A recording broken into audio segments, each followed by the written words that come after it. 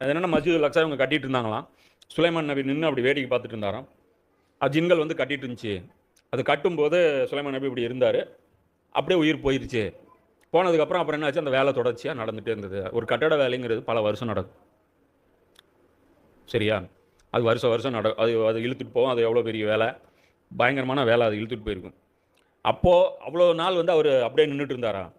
அப்போ ஒரு மன்னர் இருக்கிறார், ஒரு சபையில் வந்து சிம்மாசனத்தில் மரணிக்கிறாரு அப்படின்னா பக்கத்தில் ஒரு மந்திரி கூட இல்லையா? ஒரு ஹெல்ப்பர், ஒரு அசிஸ்டண்ட்டு கூட தெரியாதா? ஃபஸ்ட்டு காமன் சென்ஸ் என்ன? இது வந்து இந்த சிச்சுவேஷனை பார்த்தாலே இது வந்து வேறு ஏதோ பேசுது, இது முத்தஷாபிஹாத்தா பேசுதுங்கிறது நம்ம ஈஸியாக புரிஞ்சிக்க முடியும்.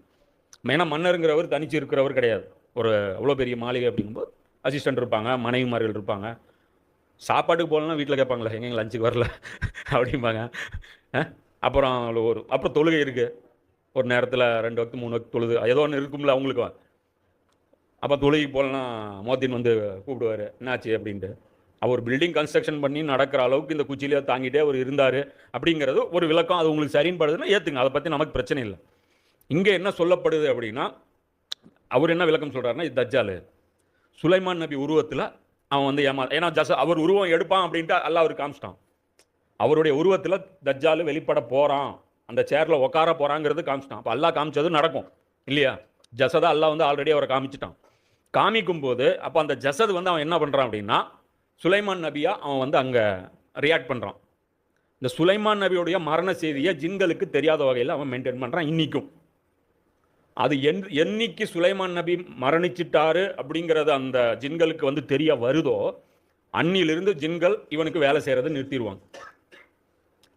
ஜின்கள் இவன் கூட இருப்பாங்கங்கிறதுக்கு நிறைய ஹதீஸ்கள் இருக்குது. அதுதான் நான் சொன்னேன், ஹதீஸ்கள் நான் மொழிபெயர்த்துட்டு வரல. நிறைய முஸ்னத் அஹமதில் இருக்குது, இப்னு மாஜால இருக்குது, ஹாக்கிமில் இருக்குது, நிறைய கிதாபுகளில் இருக்குது. ஜின்கள் இவன் கூட வேலை செய்வாங்கட்டு. அப்போ சுலைமான் நபியா இவன் நடிக்காமல் ஜின்கள் எப்படி வேலை செய்வான்?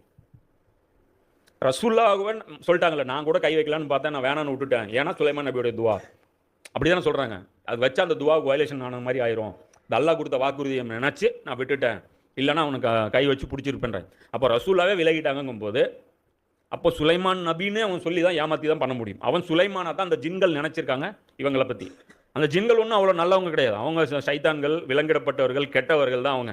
அவங்கள தான் வந்து ஜெயில் டியூட்டின்னு வச்சிங்களா, ஜெயிலில் கல்லுடைக்கிற வேலைன்னு வச்சிங்க, அந்த வேலையை அவங்களுக்கு கொடுத்துருக்குறாங்க. அப்போ அந்த வேலையை வந்து இவன் பெல்ட் கழட்டி இப்போ அவங்கள எப்படிலாம் யூஸ் பண்ண முடியுமோ அதை வந்து யூஸ் பண்ணுறான். யார்? தஜ்ஜால். அப்போ எப்போ இது தெரியும் அப்படின்னா, இவர் இந்த கரையானுக்கு என்ன சொல்கிறார் அப்படின்னா, இவர் ஒரு மேலோட்டமான ஒரு விளக்கம் கொடுக்குறார். அதை